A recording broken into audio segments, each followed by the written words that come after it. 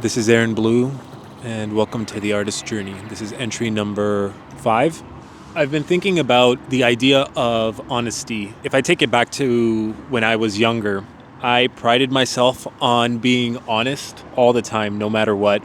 And I often found that it came off very abrasive. I was being critical in a very mean-spirited way. And I think I often just disguised my criticisms as honesty. Looking back on it now, it's easy to see what exactly that is. It's just me pushing my insecurities onto other people and being able to make somebody else a victim, I guess, of the same thoughts that I had for myself. I had to send notes about something to a friend of mine that I work with, and there was a part of me that thought, maybe I should just not rock the boat or not say how I feel because I'm very privileged to work with this person, and it almost felt like I was being a bother if I sent him notes about what he had sent me.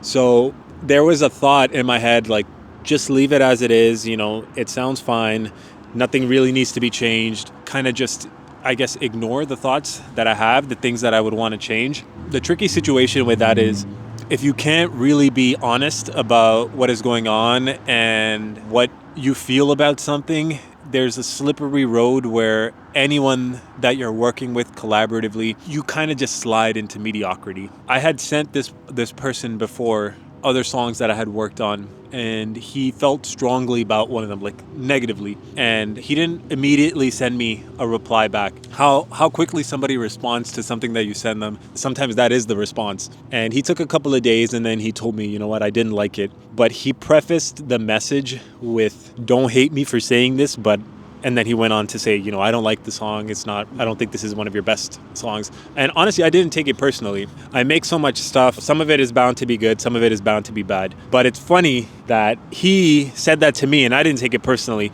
But for whatever reason today, I felt like, if I were to send my notes to this person, that it would be perceived as almost me being ungrateful. I guess basically the same feelings that he was feeling was what I was feeling today. You have to be honest, but you don't want to be hurtful to people like I was when I was younger.